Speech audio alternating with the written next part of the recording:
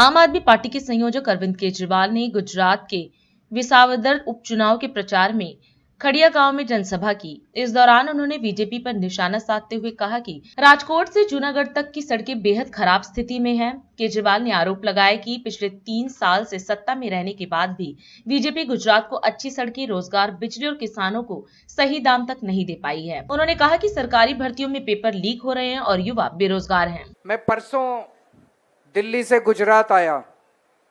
दिल्ली से पहले राजकोट आया, राजकोट हवाई जहाज से आया, फिर राजकोट से जूनागढ़ आया बाय रोड। राजकोट से जूनागढ़ 125 किलोमीटर है। वो 125 किलोमीटर आने में मेरे को 3.5 घंटे लग गए। 3.5 घंटे। इतनी खराब सड़क है, इतनी खराब सड़क है, सारी सड़क टूटी पड़ी है।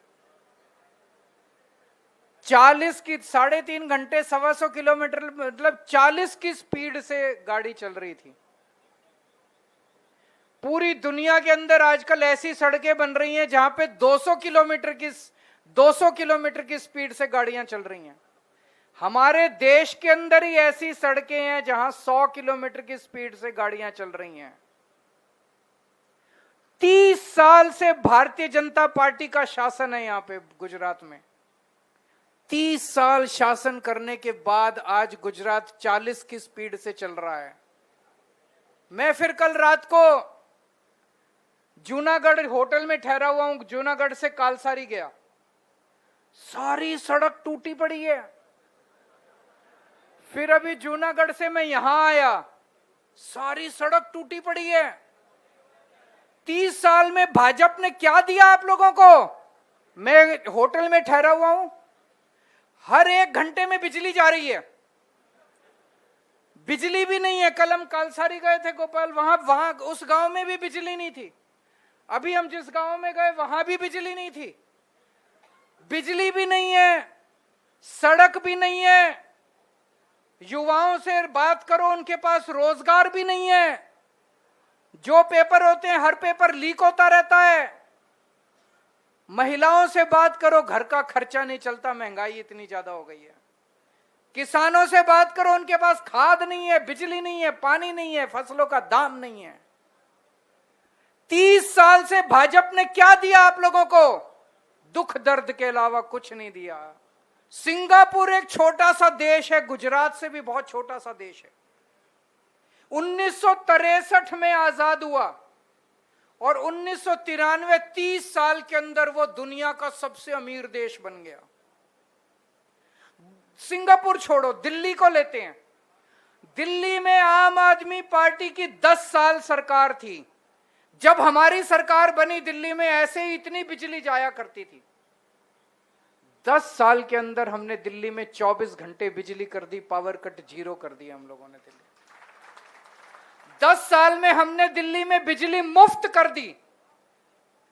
दिल्ली के लोगों को अपने घर की बिजली मुफ्त मिलती थी।